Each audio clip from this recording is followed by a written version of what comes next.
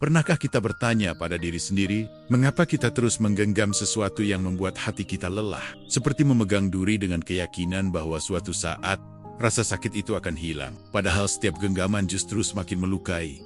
Kita sering mengira, mempertahankan berarti kuat. Kita takut kehilangan, takut dianggap menyerah, atau takut menghadapi sunyi setelah melepaskan. Namun, tidak semua yang kita genggam adalah milik kita, dan tidak semua yang kita lepaskan berarti kita kalah.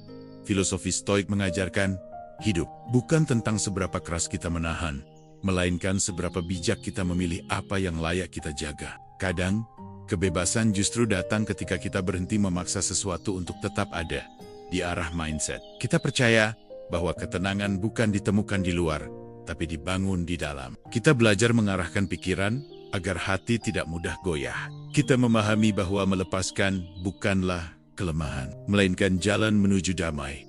Arahkan pikiranmu, temukan ketenanganmu, karena kadang yang kita pertahankan justru yang paling menyiksa. Kadang kita berpikir, kita sedang mempertahankan sesuatu, entah itu hubungan, pekerjaan, impian, atau bahkan cara hidup tertentu. Kita menganggap itu tanda kesetiaan, komitmen, atau perjuangan. Tapi jika kita mau jujur, tidak semua yang kita sebut mempertahankan sebenarnya murni tentang keberanian atau keteguhan hati. Seringkali, yang kita lakukan hanyalah bertahan karena terikat, dan keterikatan itu tidak sama dengan mempertahankan. Mempertahankan lahir dari kesadaran. Kita tahu apa yang kita jaga, mengapa kita menjaganya, dan kita rela melakukan itu karena nilainya sejalan dengan prinsip hidup kita. Sedangkan keterikatan sering lahir dari rasa takut. Takut kehilangan, takut sendirian, takut menghadapi perubahan, takut mengakui bahwa sesuatu yang kita perjuangkan selama ini sebenarnya sudah tidak lagi bernilai seperti dulu. Keterikatan membuat kita buta. Kita merasa wajib bertahan bukan karena hal itu baik untuk kita, tapi karena kita sudah terlalu lama berada di dalamnya. Kita menjadi seperti tawanan yang lupa bahwa pintu penjaranya sebenarnya terbuka lebar. Dan ironisnya, kita bahkan membela penjara itu, seolah-olah disitulah tempat kita seharusnya berada. Filosofi Stoik mengingatkan kita bahwa hidup ini akan terus berubah. Tidak ada yang benar-benar milik kita, kecuali pikiran kita sendiri. Orang bisa pergi, keadaan bisa berganti, bahkan diri kita pun akan berkembang dan berubah. Maka, mempertahankan sesuatu yang sudah tidak sejalan dengan kita hanya demi merasa aman adalah bentuk perlawanan terhadap hukum alam itu sendiri. Bayangkan kamu menggenggam segenggam pasir di tangan. Jika kamu menggenggamnya dengan sadar, kamu akan tahu kapan harus menguatkan genggaman dan kapan harus melonggarkannya. Tapi jika kamu terikat, kamu akan menggenggamnya begitu kuat, hingga butiran pasir itu justru jatuh satu persatu di sela jari. Begitulah hidup. Kadang, semakin kita memaksa untuk mempertahankan dengan rasa takut, semakin cepat kita kehilangan. Masalahnya, keterikatan sering menyamar menjadi loyalitas. Kita mengira kita setia, padahal kita hanya takut berubah. Kita bertahan demi cinta, padahal kita bertahan demi kenyamanan yang sudah terbentuk dari kebiasaan. Kita pikir kita sedang berjuang, padahal kita hanya takut mengakui bahwa ini sudah saatnya berakhir. Mempertahankan berarti kita punya alasan yang sehat. Ada nilai yang kita junjung, ada arah yang kita yakini. Keterikatan tidak memberi itu semua yang ada, hanya kegelisahan saat membayangkan hidup tanpa hal tersebut. Dan kegelisahan itu membuat kita rela mengorbankan kebahagiaan, kesehatan mental, bahkan harga diri. Stoik mengajarkan kita untuk bertanya pada diri sendiri, apakah ini yang aku inginkan karena sejalan dengan pikiranku? Atau aku hanya takut kehilangan? Pertanyaan sederhana ini bisa menjadi pembeda antara mempertahankan dengan sadar atau terjebak dalam ikatan yang merugikan. Kita harus berani menilai ulang, apakah yang kita pegang sekarang memang pantas dipertahankan? Atau sebenarnya kita hanya takut dengan kekosongan yang akan datang setelah melepaskannya? Sebab yang membuat kita menderita seringkali bukan kehilangan itu sendiri, tetapi perlawanan kita terhadap kehilangan. Di titik inilah, melepaskan bukan berarti menyerah. Melepas adalah bentuk keberanian. Keberanian untuk mengakui bahwa sesuatu sudah tidak lagi layak menempati ruang dalam hidup kita. Keberanian untuk percaya bahwa kita bisa tetap utuh, bahkan setelah sesuatu yang kita genggam pergi. Mempertahankan dan terikat itu berbeda. Pertama membebaskan, yang kedua mengikat. Yang pertama memberi ruang untuk tumbuh, yang kedua membuat kita stagnan. Yang pertama lahir dari kebijaksanaan, yang kedua lahir dari rasa takut. Dan dalam hidup, Memilih yang pertama, berarti kita memilih jalan menuju ketenangan. Arahkan pikiranmu, temukan ketenanganmu. Karena pada akhirnya, yang benar-benar milik kita hanyalah kebebasan untuk memilih dan keberanian untuk melepaskan kehilangan. Kata itu saja sudah membuat dada terasa sesak. Kita membayangkan sesuatu yang kita cintai hilang dari genggaman, entah itu orang, kesempatan, atau masa-masa yang dulu membuat kita bahagia. Kita takut membayangkannya, apalagi menghadapinya. Ketakutan itu begitu kuat, hingga seringkali ia mengendalikan keputusan dan arah hidup kita. Kita bertahan dalam hubungan yang menyakiti, hanya karena kita takut sendirian. Kita menahan diri untuk mencoba hal baru. Karena takut kehilangan kenyamanan yang sudah ada, kita menghindari perpisahan. Walaupun tahu pertemuan itu sudah lama kehilangan makna, dalam hati kita tahu, tidak semua yang kita genggam layak dipertahankan. Tapi ketakutan akan kehilangan membuat kita membungkam logika dan menutup mata dari kenyataan. Filosofi Stoik mengajarkan bahwa segala sesuatu yang ada pada kita hanyalah titipan. Hidup ini adalah arus yang terus bergerak, dan tidak ada satupun yang benar-benar kita miliki selain pikiran dan sikap kita sendiri. Semua yang kita cintai, semua yang kita banggakan, bahkan tubuh kita sendiri, pada akhirnya akan pergi. Tapi justru karena kita menolak kenyataan itu, kita menderita lebih lama dari yang seharusnya. Ketakutan akan kehilangan sering lahir dari keyakinan bahwa kita tidak akan sanggup tanpanya. Kita merasa identitas kita bergantung pada hal tersebut. Kita berkata, kalau dia pergi, aku tidak akan bahagia. Atau, kalau aku kehilangan ini, hidupku hancur. Padahal, jika kita menoleh ke masa lalu, kita pernah kehilangan banyak hal dan tetap bertahan. Luka memang menyakitkan, tapi waktu dan kesadaran selalu memberi ruang untuk pulih. Masalahnya, ketakutan ini membuat kita mengorbankan masa depan demi mempertahankan masa lalu. Kita memilih diam demi mempertahankan kenyamanan semu. Kita diri tersenyum demi menghindari percakapan yang akan mengubah segalanya. Kita menganggap kehilangan sebagai akhir, padahal seringkali itu hanyalah awal dari sesuatu yang baru.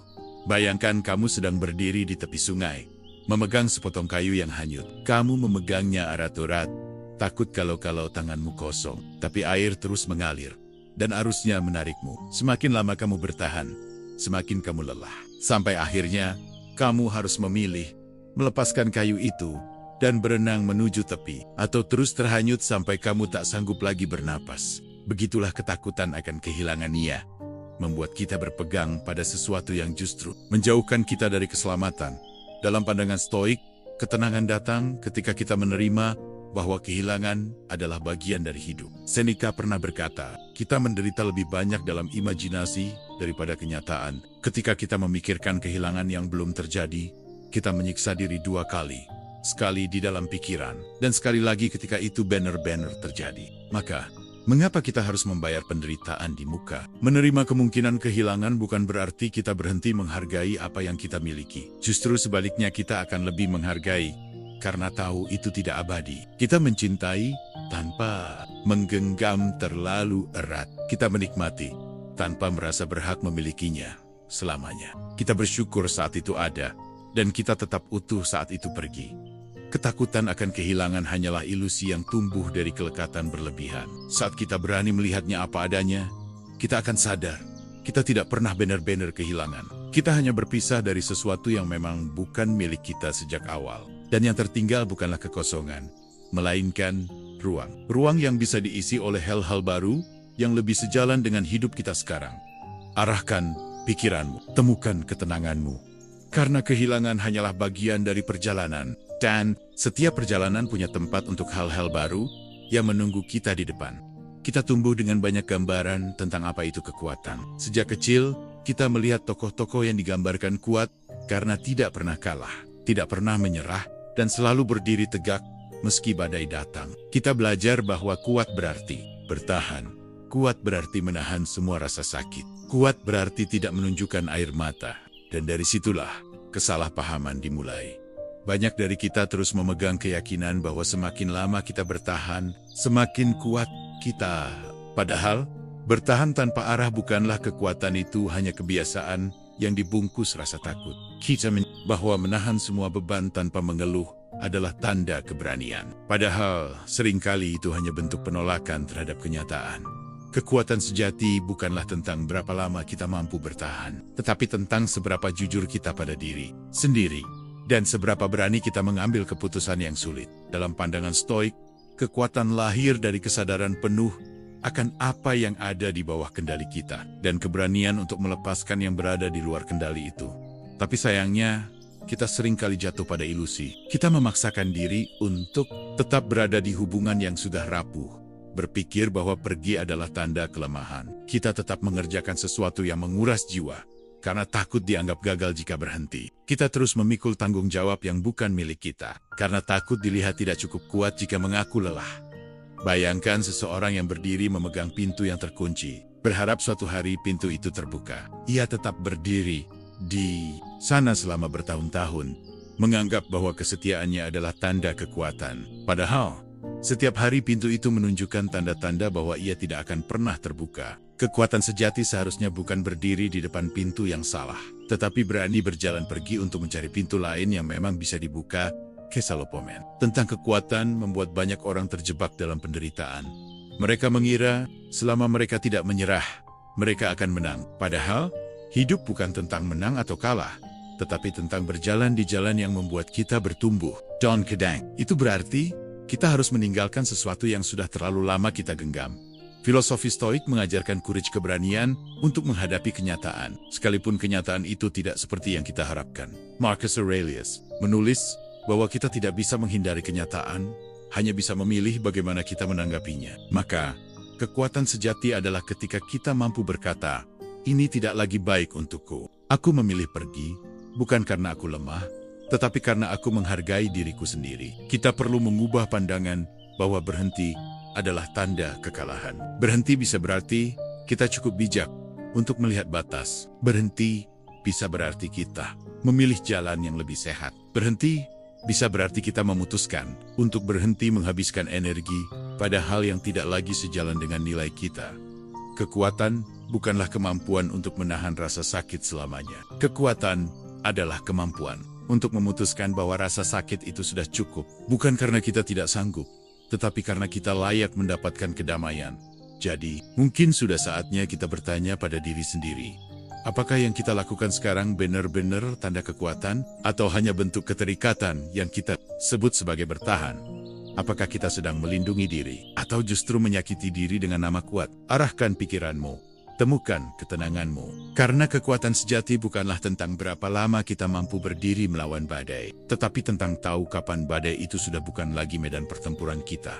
Salah satu penyebab terbesar dari kegelisahan kita adalah keyakinan bahwa kita bisa mengendalikan segalanya. Kita membuat rencana, kita menata harapan, kita berusaha keras, lalu kita kecewa ketika hidup tidak berjalan sesuai keinginan. Kita lupa banyak hal yang terjadi di luar jangkauan kita. Namun entah mengapa, kita masih berpegang pada ilusi bahwa jika kita cukup berusaha, cukup bertahan, atau cukup mencintai, maka semuanya akan berjalan sesuai skenario yang kita bayangkan. Inilah yang disebut ilusi kendali. Perasaan bahwa kita memegang kemudi sepenuhnya. Padahal sebagian besar arah angin dan ombak dalam hidup ini tidak pernah ada di tangan kita. Kita bisa mengendalikan bagaimana kita mendayung, tapi kita tidak bisa mengendalikan arus laut. Kita bisa mengendalikan sikap kita, tapi kita tidak bisa mengendalikan hati dan pikiran orang lain.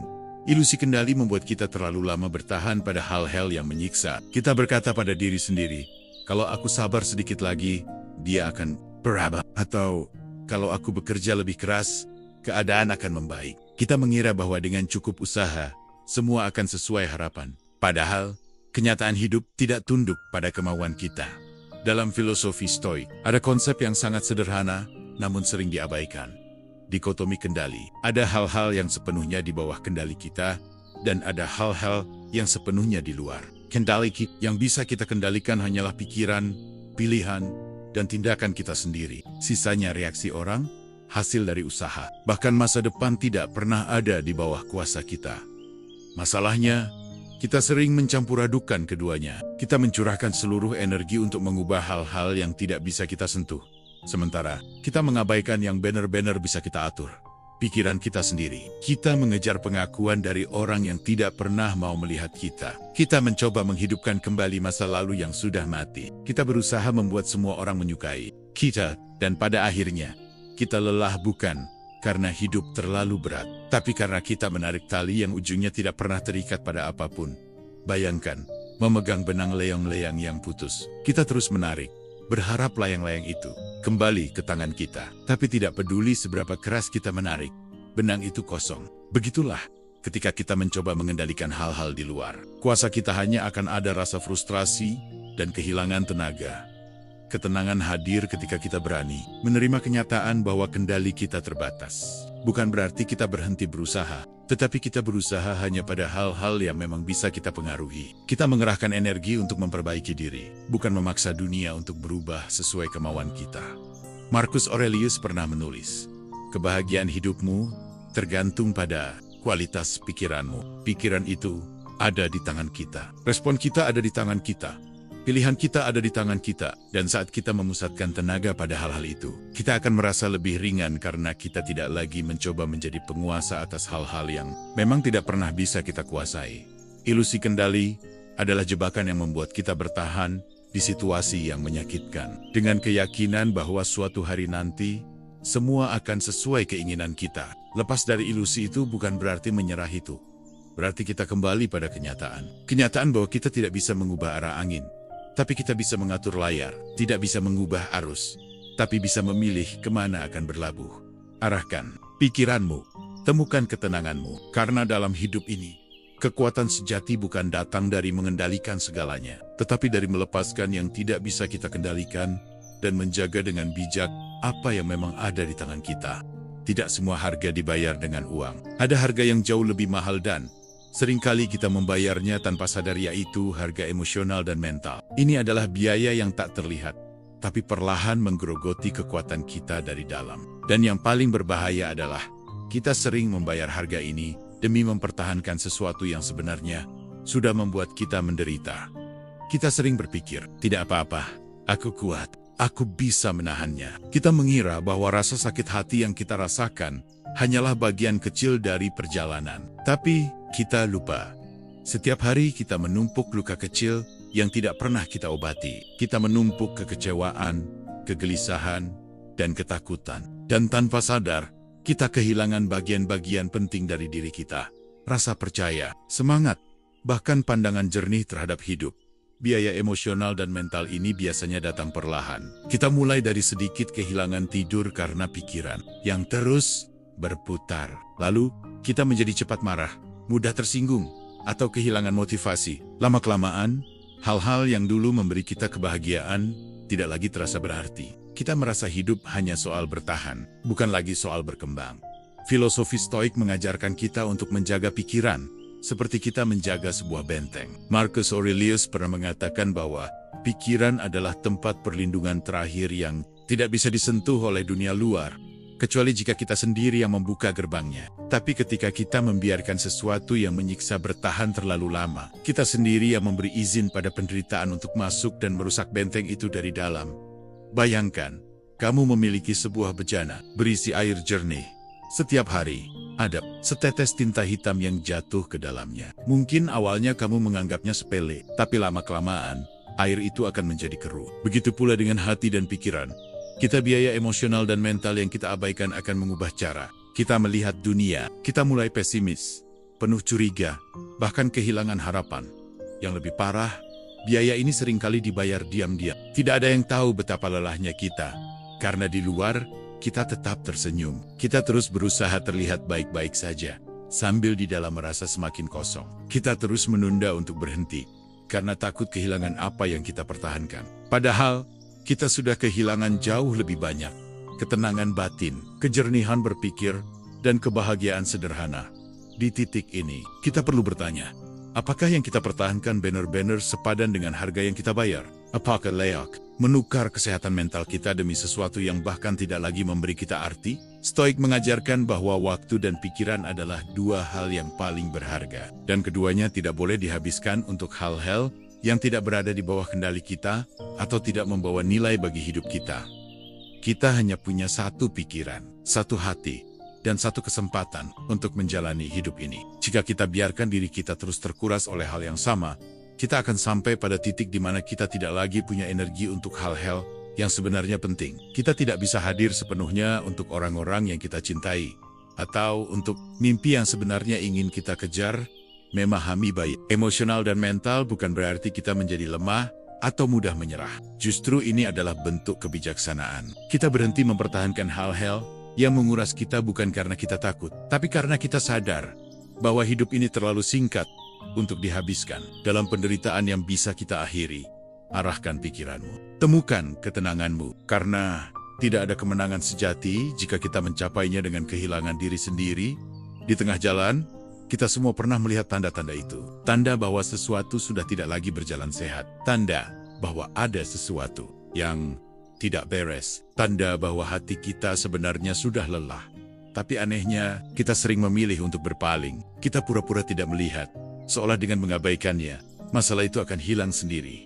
Mengapa kita melakukan itu? Karena menghadapi tanda bahaya, berarti kita harus mengakui bahwa ada yang salah. Dan mengakui berarti kita mungkin harus mengambil langkah yang sulit, melepaskan, mengubah, atau meninggalkan. Itu semua menakutkan. Maka kita menenangkan diri dengan berkata, ini cuma sementara, atau semua akan membaik nanti. Tapi tanda-tanda bahaya itu tidak pernah bohong. Rasa cemas yang muncul tanpa alasan, tidur yang mulai terganggu, senyum yang terasa dipaksakan, tubuh yang mulai memberi sinyal lewat sakit kepala, atau nyeri tanpa sebab jelas, semua itu adalah peringatan. Sama seperti alarm kebakaran.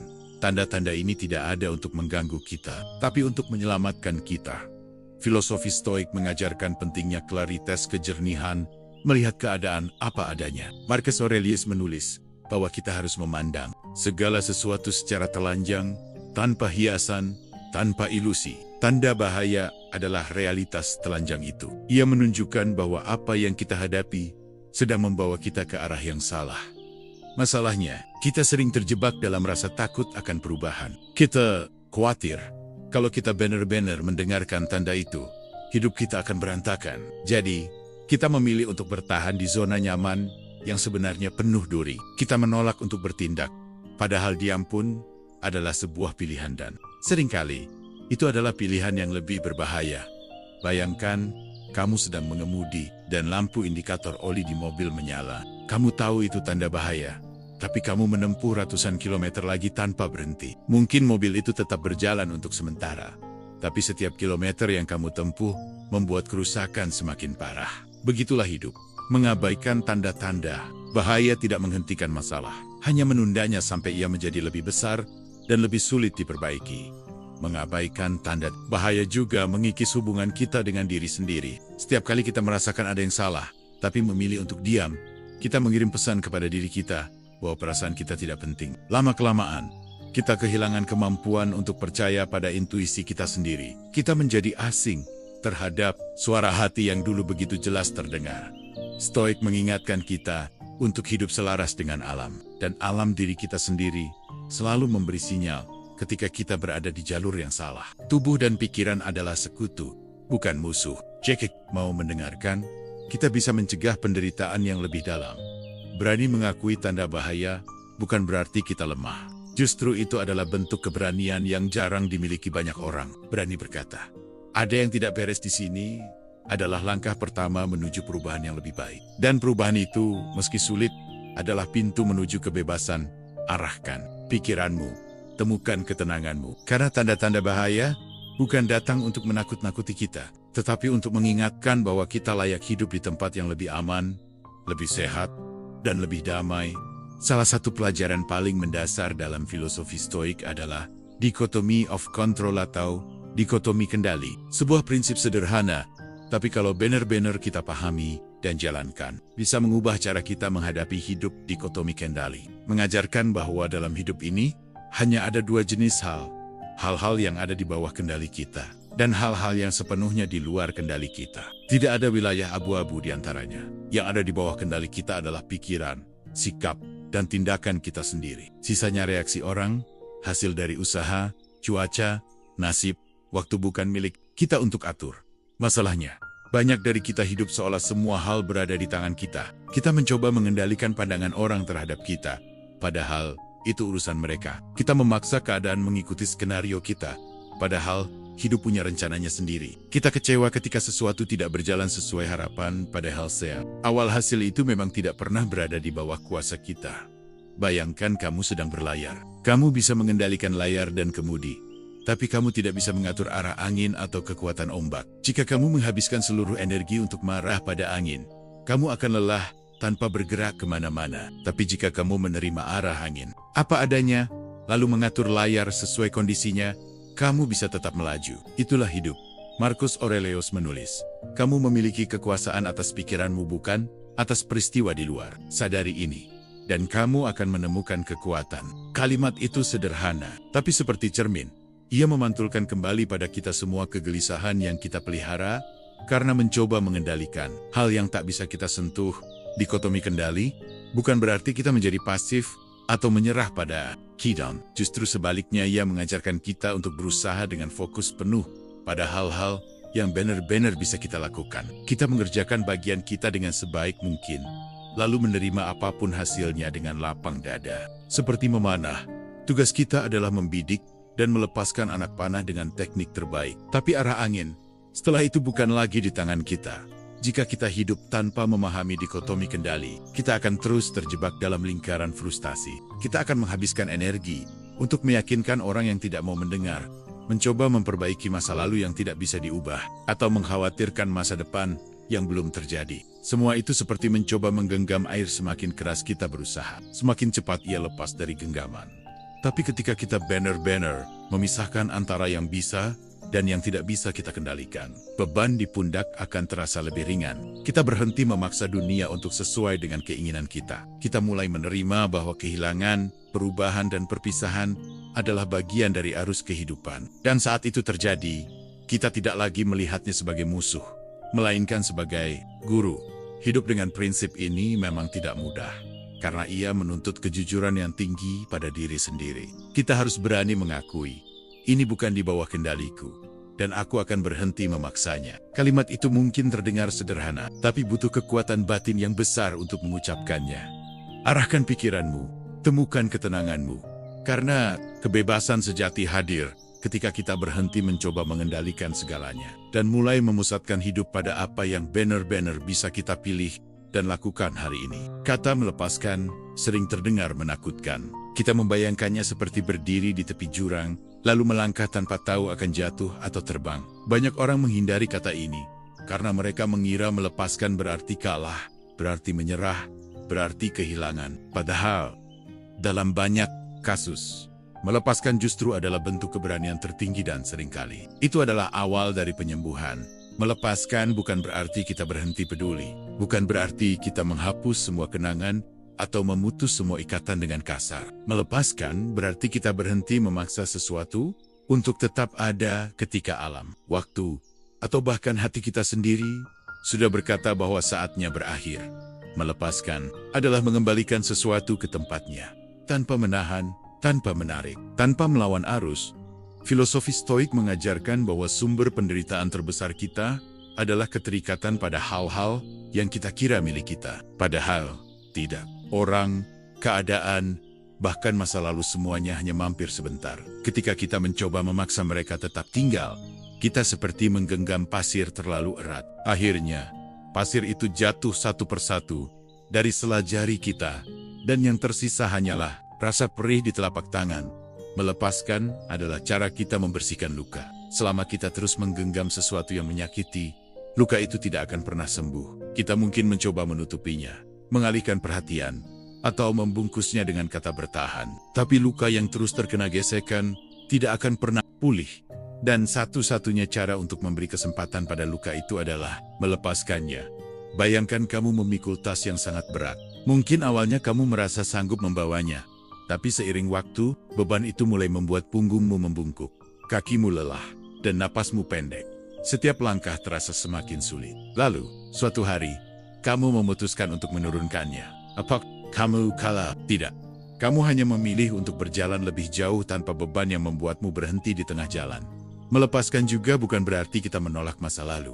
Justru, ini adalah cara untuk menghormati masa lalu dengan menerimanya apa adanya, tanpa mencoba mengubahnya. Kita mengucapkan terima kasih untuk semua pelajaran, lalu melangkah maju. Karena hidup bukan hanya tentang mengumpulkan, tapi juga tentang memberi ruang-ruang untuk hal-hal baru, pengalaman baru, dan orang-orang baru yang akan membawa kita ke arah yang lebih sehat dalam pandangan Stoik, melepaskan adalah bentuk kebijaksanaan. Epictetus pernah berkata, "Jangan menginginkan segala sesuatu terjadi seperti yang kamu inginkan, tapi inginkanlah segalanya terjadi sebagaimana mestinya." Melepaskan adalah wujud nyata dari prinsip itu. Kita tidak memaksa hidup mengikuti keinginan kita, tapi kita menyesuaikan diri dengan kenyataan. Dan ketika kita melakukannya, hati kita menjadi lebih ringan.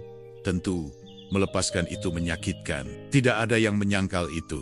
Tapi rasa sakit melepaskan adalah rasa sakit yang menyembuhkan, seperti rasa perih ketika membersihkan luka agar tidak terinfeksi. Sementara rasa sakit karena mempertahankan yang salah adalah rasa sakit yang meracuni kita perlahan. Kita hanya perlu memilih, mau sembuh atau mau terus terluka. Arahkan pikiranmu, temukan ketenanganmu, karena melepaskan bukanlah akhir, melainkan awal dari perjalanan baru, di mana kita akhirnya berjalan tanpa beban yang tidak lagi layak kita bawa.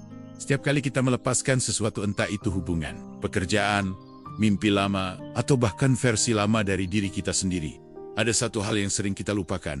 Kita sebenarnya sedang membuka pintu. Masalahnya, di saat pintu itu terbuka, kita sering terlalu sibuk menatap ke belakang. Kita memikirkan apa yang hilang, apa yang tidak lagi bersama kita, apa yang telah berakhir, dan karena itu, kita gagal melihat cahaya yang masuk dari pintu yang baru saja kita membuka pintu. Pada kehidupan baru, bukan berarti melupakan masa lalu. Bukan berarti menghapus semua kenangan atau menolak pelajaran yang sudah kita dapatkan. Justru sebaliknya, kita membawa semua pelajaran itu.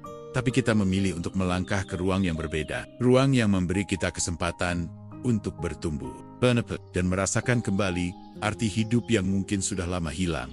Filosofi Stoik mengajarkan kita untuk memandang hidup sebagai aliran yang terus bergerak. Kita tidak bisa mengarungi sungai yang sama dua kali, karena airnya terus berubah, dan kita pun berubah. Membuka pintu pada kehidupan baru, berarti kita selaras dengan arus itu. Kita tidak melawan, kita tidak mencoba kembali ke titik yang sama. Kita mengikuti arus menuju tempat yang belum pernah kita datangi sebelumnya.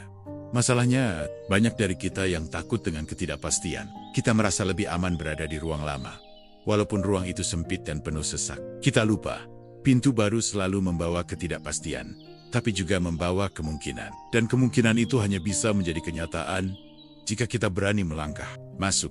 Bayangkan sebuah ruangan yang gelap, di mana kamu sudah tinggal bertahun-tahun. Kamu hafal semua sudutnya, semua retakan di dindingnya. Suatu hari, pintu di ruangan itu terbuka, menampilkan cahaya yang menyilaukan. Kamu bisa memilih tetap tinggal di dalam kegelapan yang familiar, atau keluar dan merasakan udara segar yang belum pernah kamu hirup. Membuka pintu itu adalah keputusan, tapi melangkah keluar adalah keberanian. Hidup baru tidak selalu berarti segalanya berubah drastis. Kadang, itu dimulai dari hal-hal kecil.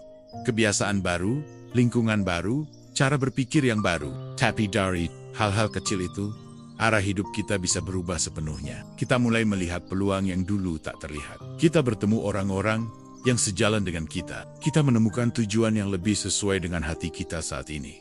Dalam pandangan Stoik, setiap perubahan adalah bagian dari siklus alami kehidupan. Marcus Aurelius menulis bahwa segala sesuatu yang terjadi adalah sesuai dengan alam. Dan oleh karena itu, kita tidak perlu melawannya. Membuka pintu pada kehidupan baru adalah bukti bahwa kita percaya pada siklus itu, bahwa kita yakin ada sesuatu yang menunggu di depan, meski kita belum tahu bentuknya. Kita tidak selalu bisa mengendalikan kapan pintu itu terbuka. Kadang ia terbuka karena kita memutuskan untuk melepaskan. Kadang ia terbuka karena hidup memaksa kita. Tapi apapun caranya, yang terpenting adalah keberanian untuk melihatnya bukan sebagai akhir, melainkan awal. Arahkan pikiranmu, temukan ketenanganmu, karena setiap pintu yang tertutup hanyalah undangan untuk melangkah ke ruang baru yang mungkin menyimpan kebahagiaan yang selama ini kita cari pada Akurnia. Hidup bukan hanya tentang apa yang kita pertahankan, tapi juga tentang apa yang berani kita lepaskan. Kita sering mengira bahwa kekuatan terletak pada genggaman yang erat, padahal kadang justru ada kekuatan yang lebih besar dalam melepaskan. Dalam setiap kehilangan, ada pelajaran. Dalam setiap perpisahan, ada ruang yang tercipta. Dan di ruang itulah, kehidupan baru mulai tumbuh. Kita tidak bisa mengendalikan arah angin, tapi kita selalu bisa mengatur layar. Kita tidak bisa memastikan siapa yang akan tetap tinggal, tapi kita bisa memilih untuk menjaga hati kita tetap damai. Filosofi Stoik mengajarkan bahwa kedamaian datang bukan dari menguasai dunia, melainkan dari menguasai pikiran kita sendiri. Mungkin yang selama ini kita pertahankan memang pernah berarti. Mungkin ia pernah menjadi bagian penting dari siapa kita, tapi jika ia kini menjadi sumber luka, mungkin sudah waktunya kita mengucapkan terima kasih dan berjalan maju. Karena setiap akhir hanyalah awal yang menyamar. Arahkan pikiranmu, temukan, dan ingatlah hidup selalu memberi jalan baru bagi mereka yang berani melangkah.